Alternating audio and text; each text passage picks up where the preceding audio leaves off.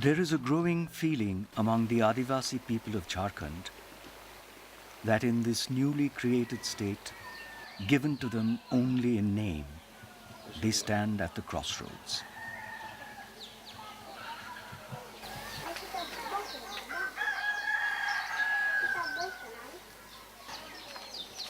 A December morning in Hoot, a small village in the fertile country of Khunti. It is almost the end of harvest time.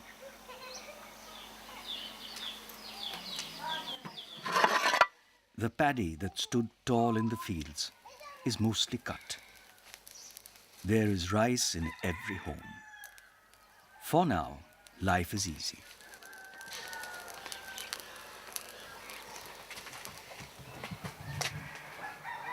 There is little to suggest that the Adivasis of Jharkhand are under grave and constant pressure.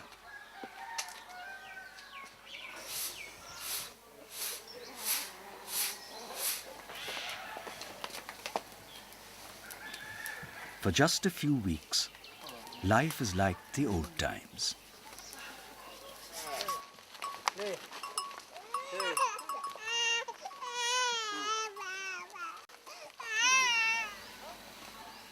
Hoot is a good place to start our story.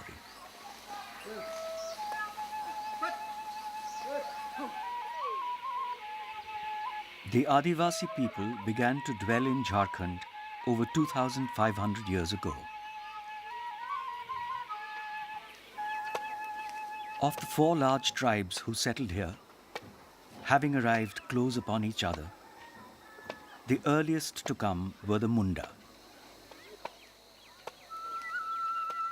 They were the first to clear the forest, cultivate the land, and put down roots.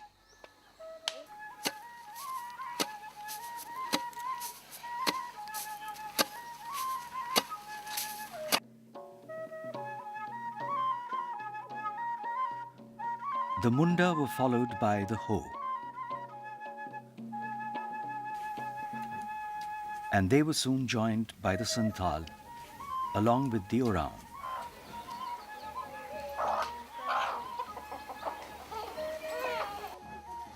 In this hilly and densely forested land, the Adivasis lived in relative isolation even 300 years ago.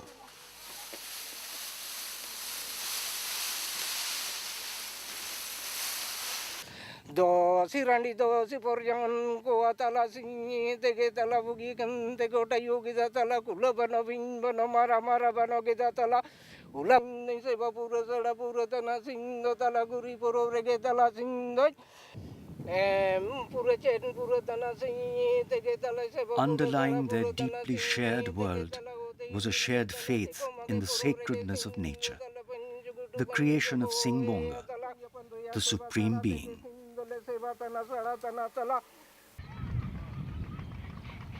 40 kilometers from Hoot, at Jokahatu, these ancestral cairns of the Munda signify the Adivasis' ancient claim to this land, invoking in every village the spirit of their ancestors.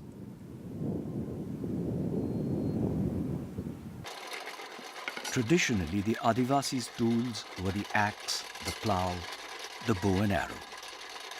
They were cultivators, harvesters of forest produce, and hunters, but not artisans.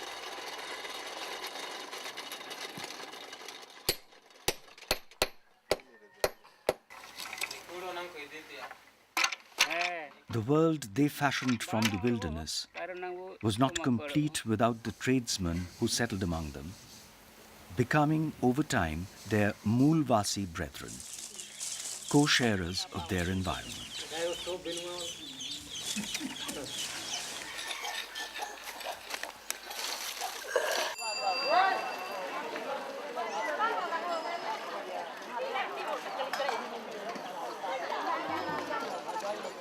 Together, they created an agrarian economy which, though greatly diminished and endangered, comes alive at their weekly marketplace.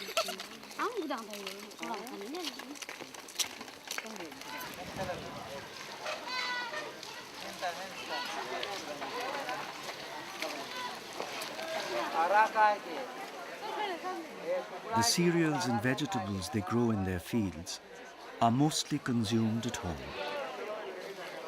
What they buy and sell are crafts and tools, poultry and livestock, and several kinds of forest produce.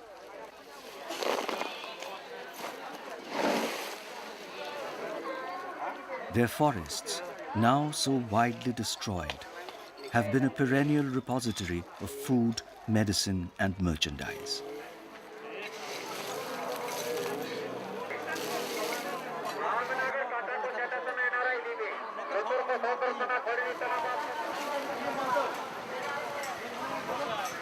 It is an economy where women and men play complementary roles.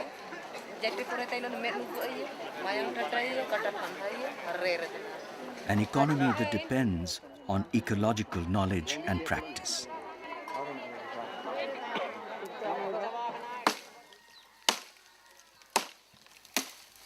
The cultivation of lac on the bark of trees connects this economy even to the world of electronics. Refined from lac, shellac is used in products ranging from paints to printed circuit boards. Essentials of the global economy.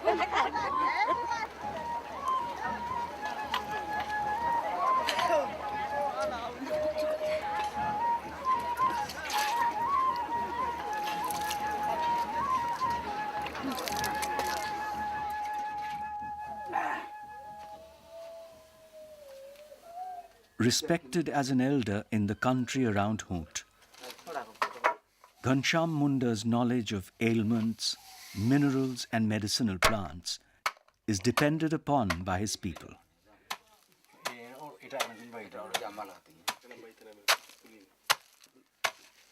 Loa basan, tamba basan, sumiti piporo, kalanon, sapedenon, bulungko. In his lifetime, he has seen the world of his knowledge recede almost beyond recognition.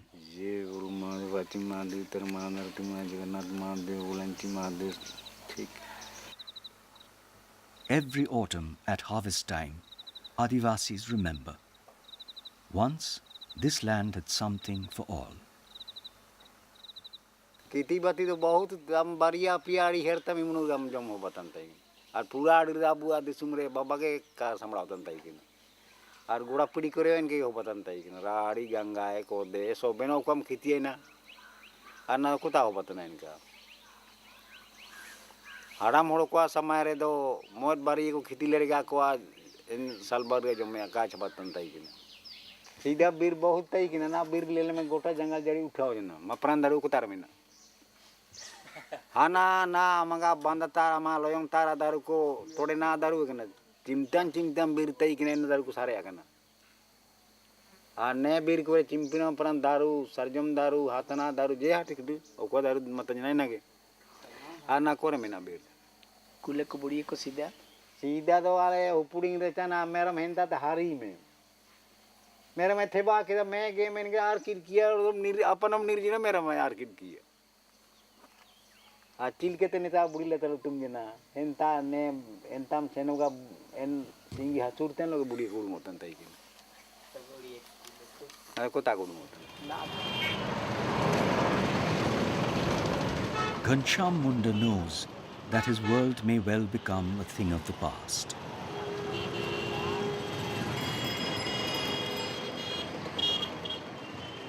The future he fears for his people comes alive every morning at Lalpur Chowk in Ranchi, the capital city of Jharkhand.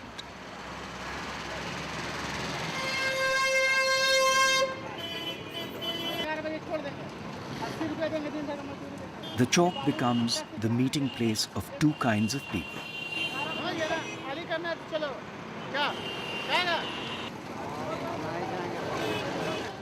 Non-Adivasi labor contractors and cultivators from the hinterland, mostly Adivasi, looking for work as laborers in the city.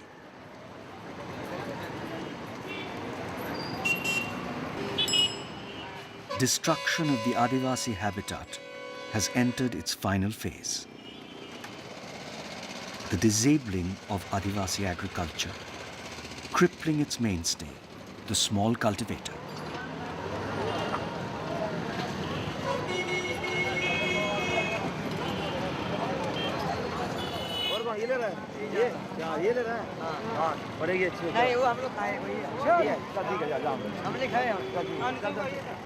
Lalpur Chowk tells you who calls the shots in Jharkhand today.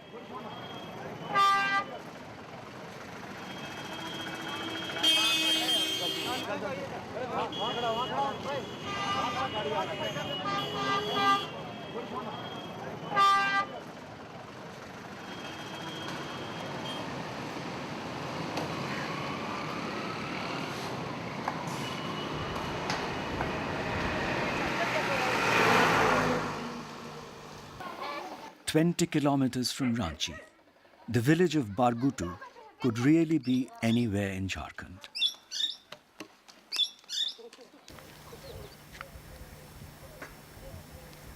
The abundance of the Adivasi environment has been ceaselessly destroyed.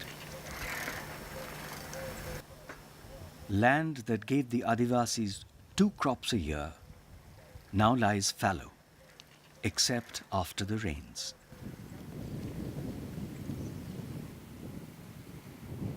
ऐसे तो जो कर सकते हैं उतना तो कर ही लेते हैं, जैसे कि देहात में होता है मार मदद करके, तो थोड़ा बहुत करते हैं और पूरा नहीं कर पाते हैं।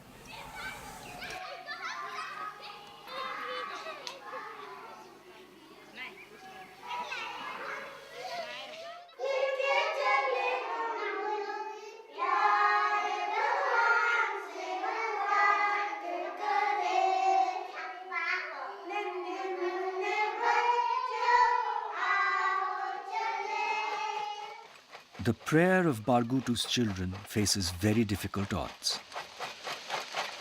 Just across the valley from their village is a sign of the times.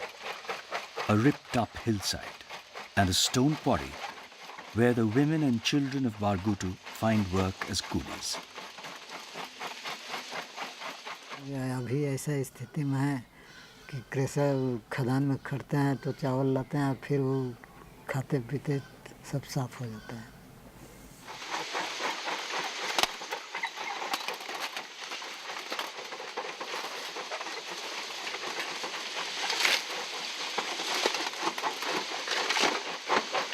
दस 11 साल की बच्ची भी काम करती है। पैसे तो वहाँ भी पैसे से बहुत कम मिलता है। हम यहाँ 16 बद दौड़ते हैं तभी जाके 1 रुपया हो पाता है। एक बेला में हम सिर्फ 10 या 15 ही कर पाते हैं। बहुत मुश्किल से 15 नहीं तो 10 कर पाते हैं। सप्ताह में तो सिर्फ 100 120 इतने कम कर पाते हैं।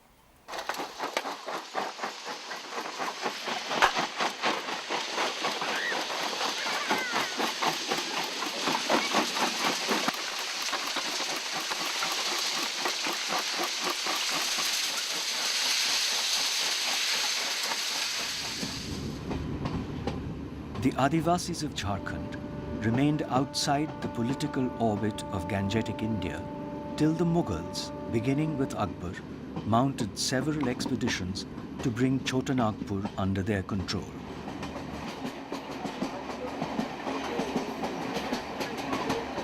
In their footsteps came an alien class of landlords and rent collectors from Bihar and Uttar Pradesh who entered Jharkhand, grabbing land and imposing levies.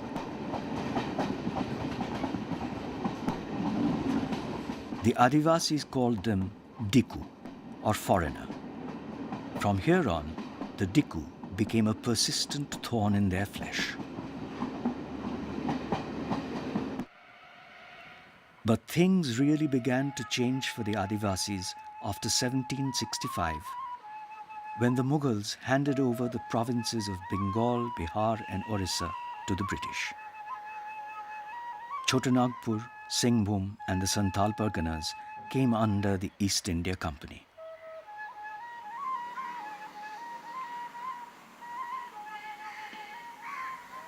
By early 19th century, British administration was in place. Ranchi had emerged as the civil headquarters, with nearby Doranda as the cantonment. Following the British came the Christian missionaries.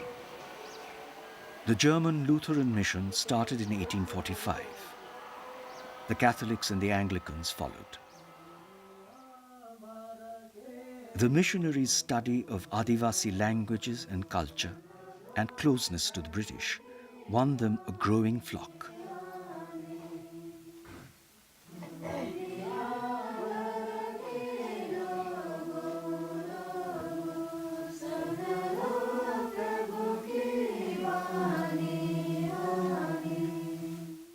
The Adivasis' world was shaken in more ways than one.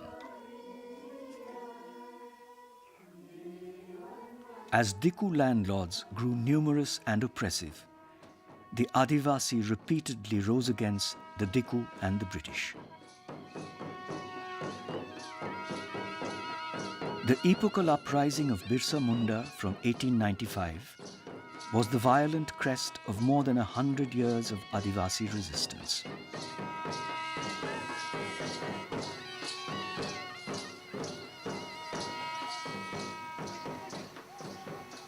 Struck by the sweep of the Birsa movement, the British began a comprehensive survey and settlement operation to assure the Adivasi of their land and their forest rights. Peace of sorts returned to the Adivasis' lands.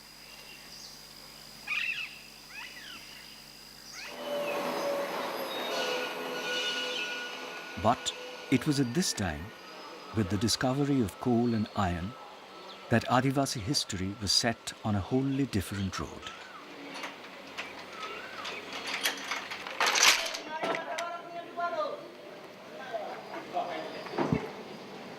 As mining and industry took root, towns grew around them. More and more outsiders came to Jharkhand, looking not for land, but for jobs and opportunity.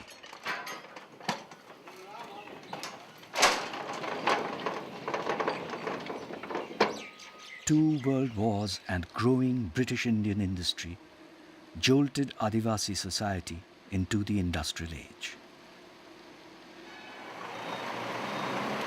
Cities like Dhanbad and Jamshedpur became the centers of the country's coal, iron and steel industries. Heavy industry in India began with Tata Steel in Jharkhand.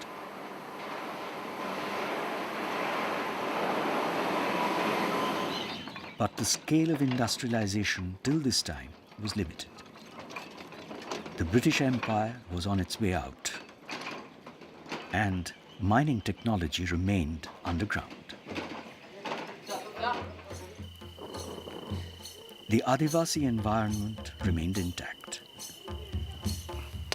even around the mining areas. Yet, the die had been cast.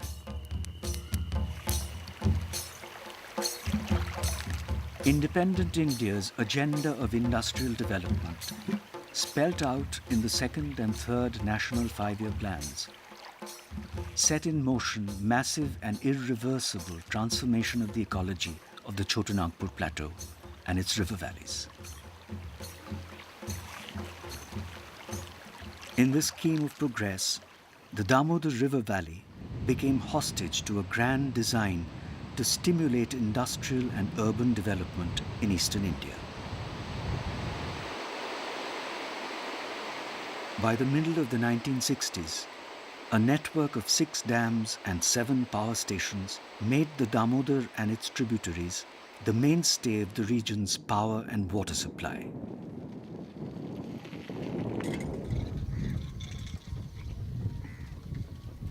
Over 100,000 cultivator families were displaced by the dams and reservoirs. The Damodar captive, the Indian government embarked on a vast agenda of state-owned heavy industry.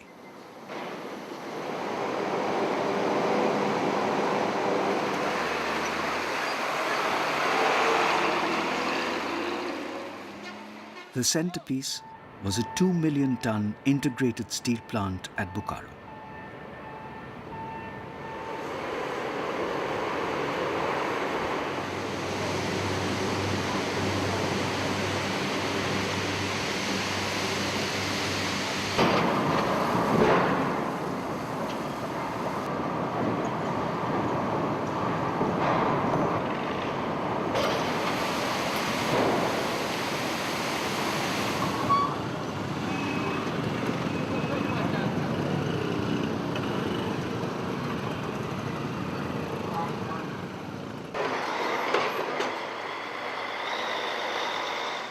But the most far-reaching enterprise of all was the nationalization of the coal industry in 1972. By then, open-cast mining had arrived, changing the scale and cost of mining, exponentially increasing its environmental impact.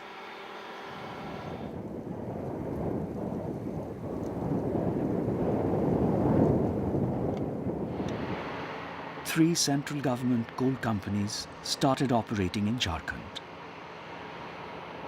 By year 2000, over 206 mines were working.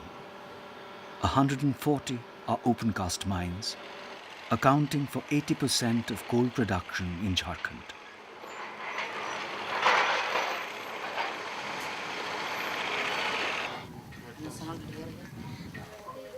The human cost of uprooting traditional cultivators was never counted. Over 1 million people lost their lands to the coal mines. And compensation? A token payment for their lands.